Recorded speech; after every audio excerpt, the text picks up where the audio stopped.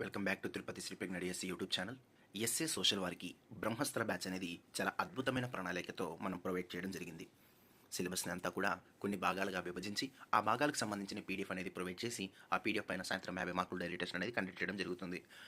మనం updated material అనేది update చేసాం. ఎలా ఉంటుందంటే ఇప్పటి వరకు వచ్చిన అన్ని డిఎడ్ పుస్తకాలు, ఇప్పటి వరకు జరిగిన అన్ని ప్రీవియస్ క్వశ్చన్ పేపర్స్, తెలంగాణతో సహా మొత్తం సీటెట్తో సహా ఇవన్నీ కూడా బేస్ చేసుకొని ఇక్కడ వచ్చిన కాన్సెప్ట్స్ అన్నీ కూడా మనకు ఈ మెటీరియల్లో అందించడం జరిగింది. బిట్టుపోవడానికి అవకాశం ఉండదు. ప్రతి అంశానికి సంబంధించి ఆ కాన్సెప్ట్ పైన గతంలో వచ్చిన ప్రశ్నలు కూడా ఈ యొక్క పీడిఎఫ్లో ప్రొవైడ్ చేయడం జరిగింది. ఈ విధంగా ప్రీవియస్ బిట్స్ అనేది. కాబట్టి చాలా అప్డేటెడ్గా ఈ మెటీరియల్ ఉంటుంది. ఈ మెటీరియల్ చదివితే మీకు చాలు మ్యాక్సిమం మార్క్స్ అనేది గెయిన్ చేయడానికి అవకాశం ఉంది. ఈ మెటీరియల్ మీకు కావాలనుకుంటే మీకు పోస్ట్ కూడా చేయడం జరుగుతుంది. స్క్రీన్ పైన కనిపిస్తున్న నెంబర్కి కాల్ చేసి మీరు ఆర్డర్ చేసుకోవచ్చు. ముఖ్యంగా గమనించినట్టయితే ఈ ఎస్ఏ సోషల్ సంబంధించి ఈరోజు సైకాలజీ సంబంధించి మీరు చదువుతారు.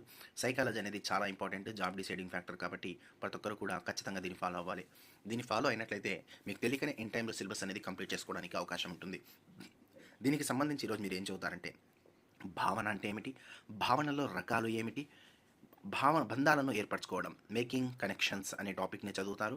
దానితో పాటు ప్రత్యక్షంనే చదువుతారు. ప్రత్యక్షం యొక్క లక్షణాలకు సంబంధించి చదువుతారు.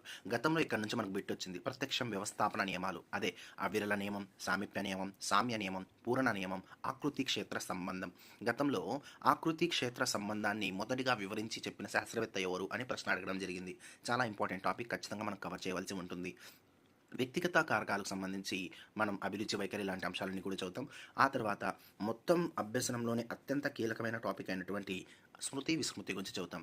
స్మృతి విస్మృతికి సంబంధించిన నిర్వచనాలు, స్మృతి జరిగే దశలు, ఎన్కోడింగ్, ధారణ, జ్ఞప్తికి తెచ్చుకోవడం, వీటికి సంబంధించిన ప్రీవియస్ బిట్స్, స్మృతి ప్రక్రియలో ముఖ్యమైన అంశాలైనటువంటి అభ్యసనం, ధారణ, పునఃస్మరణ, శ్రేణి పునఃస్మరణలో భాగంగా స్వేచ్ఛ పునఃస్మరణ, పునఃస్మరణం చేయడానికి తెలుసుకోవడానికి గల పద్ధతులైనటువంటి అశాబ్దిక పునఃస్మరణ పద్ధతి, శాబ్దిక పునఃస్మరణ పద్ధతి అనేవి చేస్తారు. ఆ తర్వాత ఎంతవరకు ధారణ కలిగి ఉన్నారో తెలుసుకునేటువంటి పరీక్షలైనటువంటి స్మృతి విస్తృతి, కథనాలు, ఆకృతుల పునరుత్పాదనం, శబ్ద ప్రమాణాలు, ద్వంద్వ సంసర్గాలు చదువుతారు. గుర్తింపు అనే టాపిక్, డెజావో అనే టాపిక్, పునరభ్యసనం అనే టాపిక్ని చదివి జైగానిక్ ప్రభావం చదివి స్మృతి రకాలన్నీ కూడా మనం చదువుతాం. దీనికి సంబంధించిన ప్రీవియస్ బిట్స్ చూసిన తర్వాత విస్మృతికి వెళ్తాం. విస్మృతికి సంబంధించిన నిర్వచనాలు చూస్తాం. ఒక నిర్ణీత కాలంలో ఎంత అంశం స్మృతి పదంలో ఉంటుంది, ఎంత విస్మృతిలో ఉంటుంది అనే టాపిక్ను కూడా మనం చదువుకున్న తర్వాత విస్మృతికి గల కారణాలు తెలుసుకొని దీనికి సంబంధించిన ప్రీవియస్ బిట్ చేసి దీనికి సంబంధించిన డైలీ టెస్ట్ అనేది సాయంత్రం 50 మార్కులకు అప్లోడ్ అవుతుంది. ఆ డైలీ టెస్ట్ అనేది మీరు రాసుకోవడం అనేది జరుగుతుంది. ఎంతమంది అన్న రాని మీ మార్క్స్ మరియు ర్యాంక్స్ అనేది ప్రొవైడ్ చేయడం జరుగుతుంది. ఈ వీడియోని ఎస్ఏ సోషల్ రాసి మీ మిత్రులందరికీ కూడా ఇప్పుడే షేర్ చేయండి. ఇంకా మన ఛానల్ని సబ్స్క్రైబ్ చేసుకొని వాళ్ళు ఇప్పుడే సబ్స్క్రైబ్ చేసుకోండి. Thank you.